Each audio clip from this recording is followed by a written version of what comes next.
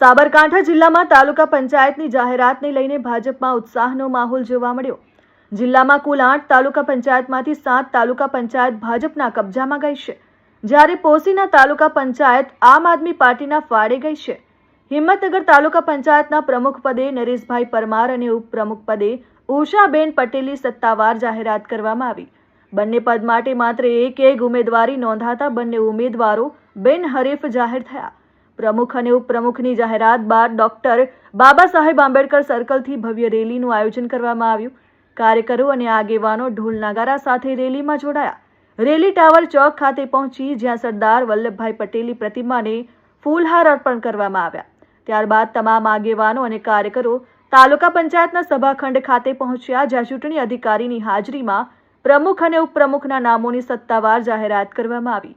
સાથે જ કારોબારી અધ્યક્ષ તરીકે ભરતસિંહ ઝાલા અને દંડક તરીકે નિર્મલભાઈ પટેલ તેમજ વાલજીભાઈ દેસાઈના નામોની પણ જાહેરાત કરવામાં આવી।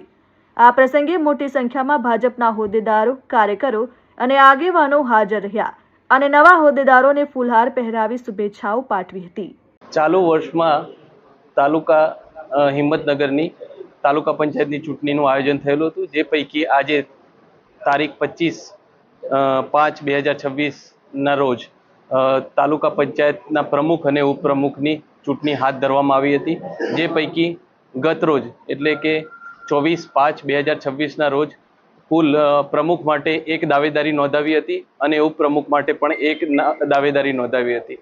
જે પૈકી બંને ફોર્મ માન્ય થયેલા હતા અને આજે ચૂંટણીના દિવસે એટલે કે તારીખ 25/5/2026ના રોજ બંને ઉમેદવાર એટલે કે પ્રમુખ તરીકેના ઉમેદવાર નરેશભાઈ માવજીભાઈ પરમાર ને અન્ય કોઈ દાવેદારી ન હોય બિનહરીફ વિજેતા જાહેર કર્યા છે, તથા ઉષાબેન પંકજભાઈ પટેલને પણ અન્ય કોઈ દાવેદારી ન હોય ઉપપ્રમુખ તરીકે વિજેતા જાહેર કરેલા છે। આજ રોજ હિંમતનગર તાલુકા પંચાયતમાં ઉપપ્રમુખની વરણી કરવા બદલ ભારતીય જનતા પાર્ટીના જિલ્લા તેમજ તાલુકા સંગઠનનો હૃદયપૂર્વક આભાર વ્યક્ત કરું છું।